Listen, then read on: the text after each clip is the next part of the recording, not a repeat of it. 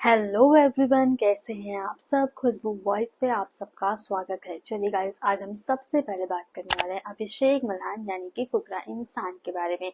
जी हाँ गाइस, अभिषेक मल्हान ने फाइनली जो भी उनके ऊपर उन्हें ट्रोल किया जा रहा है, उनके ऊपर एलिगेशन लगे हैं ना, और जो उनका और नीरज गोयल का जो भी कंट्रोवर्सी है ना, इन सारी चीजों पर जो है फुकरा इंसान ने कल लाइव आकर हर एक चीज का जवाब दिया है। सबसे पहले सीजन के खतरों के खिलाड़ी में फुकरा इंसान भी नजर आएंगे, उन्हें भी अप्रोच किया गया है। लेकिन हाँ गाइस, उन्हें अप्रोच तो किया गया फुकरा इंसान को, लेकिन फुकरा इंसान ने इस सीजन का खतरों का खिलाड़ी करने से साफ मना कर दिया। जी हाँ गाइस, उसका रीजन ये है क्योंकि अपकमिंग बहुत सारे प्रोजेक्ट है फुकरा इंसान के, और हमें फुकरा इंसान आगे आने वाले बहुत सारे प्रोजेक्ट्स में नजर आने वाले हैं। और दूसरी चीज, जो उनकी कंट्रोवर्सी हुई थी नीरज गोयल को लेके, सो गाइस यहाँ पे अभिषेक मल्हान ने जिस वे में रिप्लाई दिया ना, लोग ये बोल रहे हैं कि अभिषेक मल्हान को लोग कैसी खराब खराब लैंग्वेज यूज करते हैं, उसके लिए कैसे खराब खराब चीजें बोलते हैं, फिर भी वो इतने ज्यादा मैच्योरिटी से उन सारी चीजों का रिप्लाई करते हैं ना, जिसका कोई जवाब नहीं है। और यहाँ पे अभिषेक मल्हान के जो फैंस है ना, फुकरा इंसान के जो फैंस है, उन्हें वो अप्रिशिएट करते हुए नजर आ रहे हैं कि नीरज गोयल ने कितनी बुरी तरह से जो है फुकरा इंसान को ईसीएल में आके भी बोला था। इसके बावजूद भी इस ईसीएल में इतना कुछ खराब सुनने के बाद भी फुकरा इंसान जो है वो नीरज गोयल के बारे में इतना रिस्पेक्ट से बात कर रहे हैं। और गाइस, एक और चीज है कि यहाँ पे फुकरा इंसान ने जो है वो एल्विश यादव की टीम यानी कि हरियाणवी हंटर्स और चेन्नई स्मैशर्स, इनके बारे में भी बोला है। क्योंकि लोग इनसे सवाल पूछ रहे थे कि भाई, चेन्नई स्मैशर्स ने आपको काफी ट्रोल किया, लवकेश हो गए, लक्ष्य हो गए, और जब वो मैच जीत जाते हैं उसके बाद भी आपको काफी ट्रोल करते हुए नजर आ रहे हैं। सो गाइस, इन सारी चीजों का रिप्लाई जो है फुकरा इंसान ने किया है। उन्होंने क्या बोला है गाइस, आप सब भी सुन लीजिए। हाल है फिक्सर? किस बात का फिक्सर भाई? कौन सा फिक्सर? अच्छा, मैंने lot I saw lot of videos जहाँ पर लोग कह रहे थे ईसीएल में ये फिक्सिंग हो गई, वो फिक्सिंग हो गई। Bro, there is nothing like fixing, there is no possibility of fixing. एक एंटी करप्शन यूनिट हमारे सबके साथ बैठा होता है। अगर हमने एक भी चीज फिक्स करने की किसी ने भी ट्राई करी तो वो बंदा पूरा लाइफ बैन हो जाएगा। तो come on, there is no scope of it. और अगर फिक्सिंग अलाउड होती तो हम अपने आप को जितवा ना देते if that would have been a possibility. Focus कितने की है भाई? Focus is right now 150 rupees and अगर आप कूपन कोड यूज कर रहे हो ECL10 तो आपको 10% ऑफ भी मिल रहा है। बहुत दिल से दरख्वास्त करिए कि 1 साल का टाइम लो, क्योंकि मैं नहीं चाहता इतनी जल्दी ECL सीजन 3 आए। बिकॉज मतलब इफ अगर हाइप रखनी है ECL को 10 सीजन लेके जाना है, I don't want it to be like there every 3 महीने 6 महीने में, क्योंकि फिर आप लोग भी बोर हो जाओगे कि यार ये तो हर 3 महीने 6 महीने में आता है। मुझे ऐसा लगता है साल में एक बार इज परफेक्ट। भाई, खतरों के खिलाड़ी कर लो आप बाबा।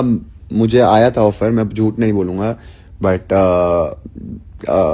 देर is another show that I am doing which I will tell you very soon, and there lot of pre commitments जिसकी वजह से I can't do certain things, and yeah there's lot coming up.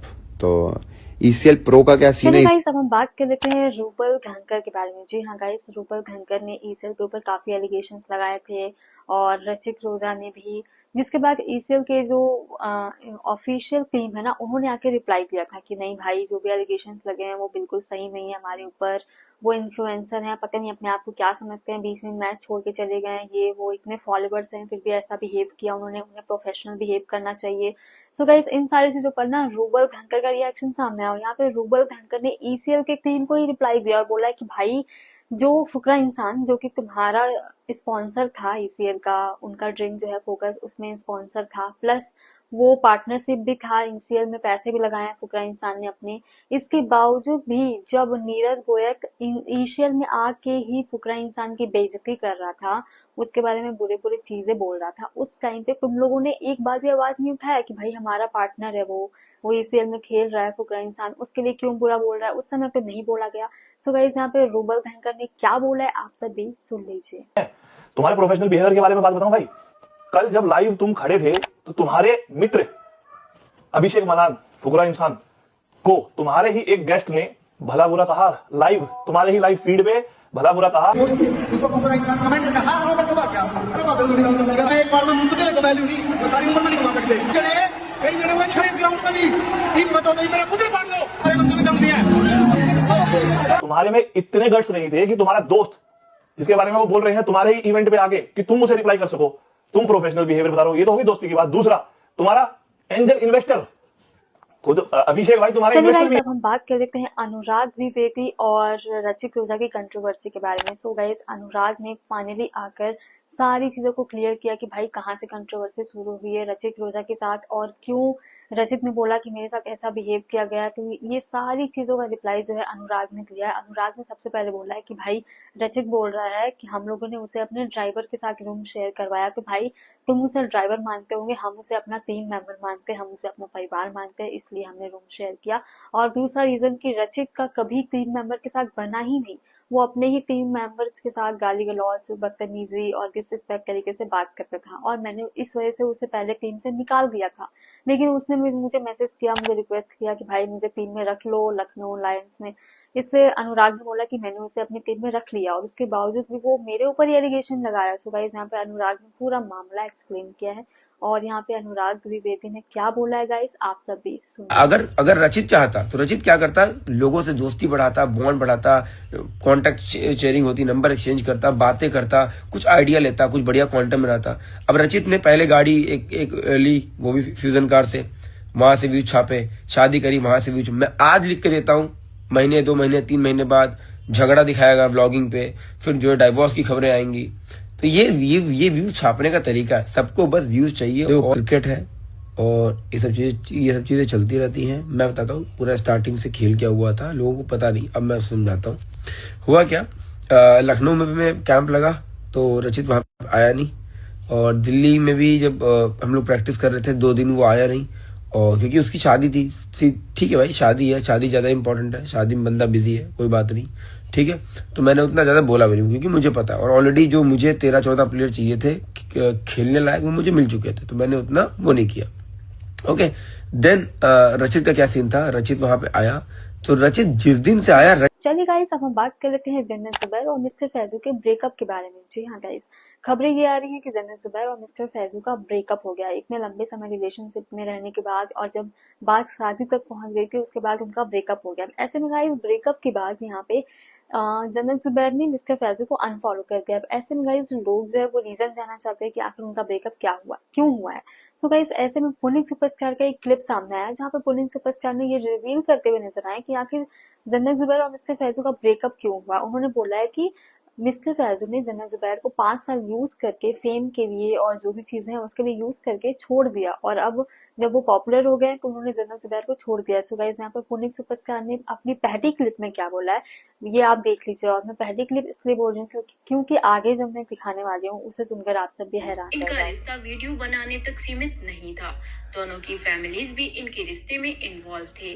खासकर जन्नत के घर वालों ने फैजू पर बहुत भरोसा किया था। सबको लगता था कि दोनों अबे झाट की दुकान फैजू, तू जन्नत जुबैर को 5 साल यूज करके, उसके साथ घूम फिर के, उसके साथ फेमस होके अब तू जन्नत जुबैर को धोखा दे रहा है। अबे झाटू, तुझे ये नहीं मालूम क्या कि जन्नत जुबैर के पीछे ना पुनीत सुपरस्टार खड़ा है। याद रखियो, आ रहा हूं मुंबई। जो तू इसको धोखा देने की कोशिश कर रहा है ना, ये मैं तुझे हरगिज नहीं करने दूंगा। आ रहा हूं तुझसे मिलने, कट टू कट बात करूंगा तेरे से, फेस टू फेस बात करूंगा तुझे सामने बिठाकर। याद रखियो। और गाइज, यहाँ पे इस वीडियो को शेयर करने के बाद इसके बाद पुनीत सुपरस्टार ने अपनी अगली वीडियो शेयर की और उसमें उन्होंने ये बोला कि मेरी मिस्टर फैजू से बात हुई है और मिस्टर फैजू ने बोला कि हमारा तो कोई ब्रेकअप ही नहीं हुआ है, मैंने जन्नत जुबैर से ब्रेकअप ही नहीं किया है। क्यों? तो फिर ब्रेकअप की खबरें क्यों आ रही है? क्योंकि वो इस समय चर्चे में नहीं है, पॉपुलैरिटी में नहीं है। तो चर्चे में आने के लिए, सोशल मीडिया पे चर्चे में आने के लिए, पॉपुलैरिटी के लिए वो ये सब कुछ कर रहे हैं, ब्रेकअप का ड्रामा कर रहे हैं। उनका कोई ब्रेकअप नहीं हुआ है। सो गाइस, यहाँ पे पुनीत सुपरस्टार ने अपनी दूसरी क्लिप में क्या बोला है आप सब सुन लीजिए। आ रहे हैं ये दोनों जन्नत जुबैर। अरे भाई, अभी अभी मेरी फैजू से बात हुई है। चूतिया बना रहे हैं ये दोनों, जन्नत जुबैर मिलके और ये फैजू। दरअसल इन पे कोई काम वाम था नहीं, लाइट में थे नहीं ये दोनों, इनको कोई पूछ रहा नहीं था, तो उन्होंने थोड़ा सा अपनी हाइप बढ़ाने के लिए अपना नकली ब्रेकअप की अफवाह फैला दिया मार्केट में, ताकि थोड़ा न्यूज व्यूज में आ जाए। चूतिया बना रहे हैं दोनों। अभी अभी फैजू से बात हुई है 2 मिनट पहले मेरी। कोई बात नहीं, शेयर करते रहो वीडियो। अब गाइस, इस पूरे मामले में कितनी सच्चाई है, कितनी सच्चाई नहीं है, अब तो आप ये सब आप ही बताइए कमेंट सेक्शन में। आपको क्या लगता है कि पुनीत सुपरस्टार ने पहले बोला कि भाई मिस्टर फैजू ने 5 साल जन्नत जुबैर को यूज करके छोड़ दिया और उसके बाद फिर वो बोल रहे हैं कि मेरी मिस्टर फैजू से बात हो गई, उनका कोई ब्रेकअप ही नहीं हुआ है। भाई फैंस जो लोग जन्नत जुबैर और मिस्टर फैज़ू को एक साथ देखना पसंद करते थे ना, उन्हें तो इस समय बहुत ज़्यादा बुरा लग रहा है। और अगर वाकई में ये सब कुछ सिर्फ और सिर्फ फेम के लिए किया गया है और कुछ समय की पॉपुलैरिटी के लिए किया गया है, तो ये वाकई में बहुत ही बुरी बात है। फिलहाल गाइस, इस पूरे मामले में आप सब क्या कहना चाहोगे? आप अपनी ओपिनियन हमसे कमेंट सेक्शन में ज़रूर शेयर करिएगा और आई होप कि आपको वीडियो अच्छी लगी हो। अगर अच्छी लगी हो तो गाइस प्लीज़ इस वीडियो को लाइक करें, शेयर करें और आपके अपने चैनल खुशबू वॉइस को सब्सक्राइब कर लीजिएगा। और गाइस, अगर आपको कोई भी सजेशन देना हो, कुछ भी अगर आपको लगे कि मुझे अपने वीडियोस में इम्प्रूव करना चाहिए, और अगर आप कोई न्यूज़ भी शेयर करना चाहते हो और आप चाहते हो कि मैं उसे कवर करूं, तो गाइस आप कमेंट करिएगा, मैं आप सबके कमेंट ज़रूर पढ़ूंगी। अभी के लिए बाय गाइस, खुशबू वॉइस से जुड़े रहना। हाँ, बाय।